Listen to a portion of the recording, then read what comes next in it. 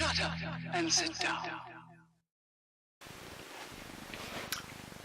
Hello guys, and this is Andy from Big Mix Workshop and Studios. So today I'm doing something a little bit different. I was going to be doing a video about glazing, but real life got in the way and I didn't have the time. So what I'm actually going to do is a little bit about freehand work, which is something what I really enjoy doing. Not always the best at it, but it's something I enjoy doing. I thought you might find it interesting. So, got an old Rhino. It's decently painted, but let's face it, it's a Rhino.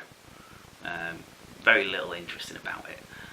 And I thought, I'm going to do something, make this look a bit more interesting, make it look a bit more fun.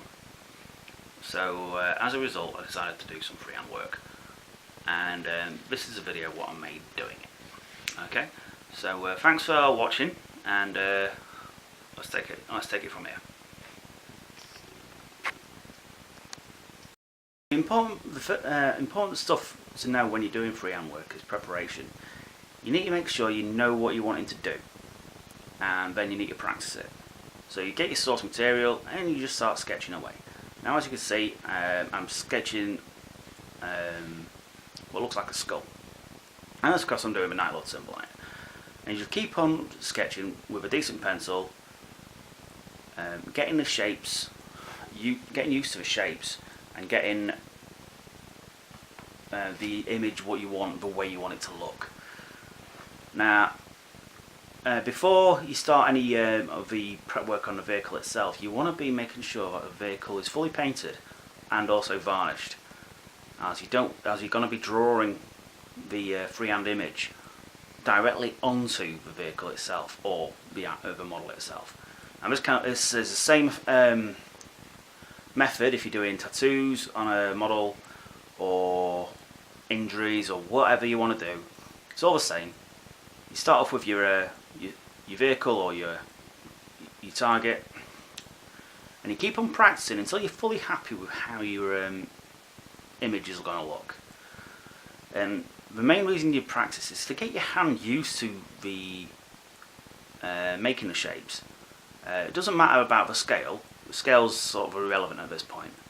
You're just getting the image to look the way you want it to look, and making sure that you're happy with the design you're going for before you actually take a plunge and go onto the model itself. And when I say preparation, keep on doing the images. It doesn't matter whether they're good or bad or whatever. Just keep on practicing until you get it right, until you get it how you want it to look. Now I'm starting to get something like something what I wanted now. So I start to draw it directly onto the vehicle. Now, obviously, with it being a Rhino roof, nice and flat, plenty of space to work with. So you've got a nice even surface. It's a lot more. It's more difficult with tattoos, obviously, as you've got to focus around the muscle structure and things. But the mechanics are roughly the same. Be careful, obviously, not to press down too hard with the pencil, because you don't want to pierce the varnish, and you don't want to damage the model in any way and ruin any good work you've already put into the vehicle or model itself, should I say.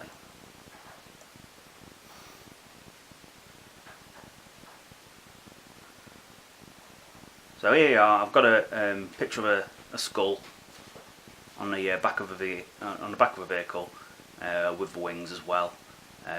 I'm pretty happy with the effect I'm going to go for. So I'm going to go straight into lining it with a really thin paint. Now, it's very important to use incredibly thin paint. You're wanting to build up the layers and build up the colour depth, so it doesn't look like it's just stuck on there, which is something I'm going to come to a bit later on, as freehand work, when you're done on a finished vehicle, on a finished model, can look as if it's just whacked on after which essentially it is, but you don't. That's not the look you're going for. You want it to look something what looks like it should be where it is. And again, the techniques for doing tattoos is roughly the same. It's just very important to change your colours when you're doing tattoos. And I'll go more into the colour choices in a minute. So I'm using a very thin black paint, basically a slightly thickened wash, so it doesn't spread where I'm too much, but it's also just giving me enough control over the paint so I can get the outline of the effects outline of the picture I'm going for. And there you can see a nice clear image of the thing. I then start to fill in the picture with the black, just to make sure I've got a nice base so the red would go over nicely. And here I am, I'm using a very dark brown for the skull. It's a thin down burnt umber, which I used from the Air range. Even though it was silver from the Air, I still thinned it down for the skull itself. I wanted to make sure that I was going to build up the layers thin, so it doesn't build up too fast. You want the colours to be smooth and nice, but not too thick, because obviously you've got several layers of paint underneath there.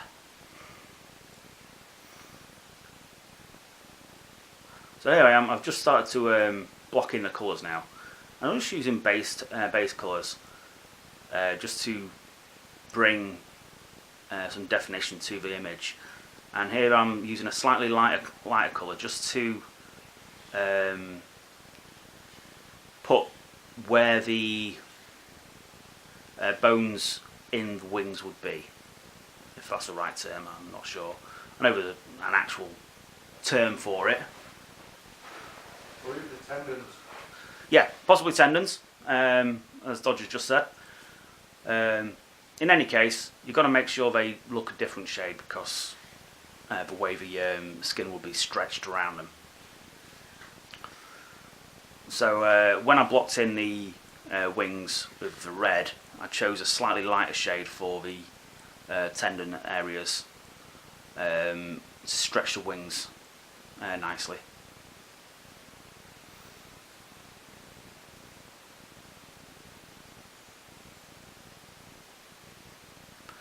Once I've gone to that, I used Karak Stone over the burnt umber as the initial base tone for the skull work. Just to get a decent base down over the top. Again, a couple of thin layers, as Duncan would say, 2 thin coats. And as you can see, because of the way the door handles are, it does look a bit goofy at this angle, but that's just the nature of the doors on the back of a rhino. Now, if you're doing this as a tattoo on a model, depends on the image you're going for. Now, if you want a full colour image, obviously you just use whatever colours, but if you're going for a sort of a black and white sort of traditional tattoo colours, I really recommend using Dark Reaper. That's a very good colour for tattoos. Now, as you can see here, I'm starting to add some detail into it. As the image from the codex I chose was the sort of slightly damaged looking wing skull, I wanted to replicate that to a degree. So I started putting some of the base blue back into the skull, into the wings, so it looks like the wings had been damaged. Once I've got the colours how I'd wanted it, this is the thing what makes a difference. If you do it like this, it looks good, but it does look suck on. However, the mechanics are again not the same for tattoos. You get thin down, really thin down. In this case, I used Agrax Earthshade and I built it up using loads of Lamia medium in there, just to make the colours sort of faded. And I kept on building them layers up just to continue fading that until I got the effect I want. If you're doing this with a tattoo, you're best off using the top coat of your skin tone to get the same effect, as it'll fade the colour into the natural skin tone. Anyway, that's enough from me.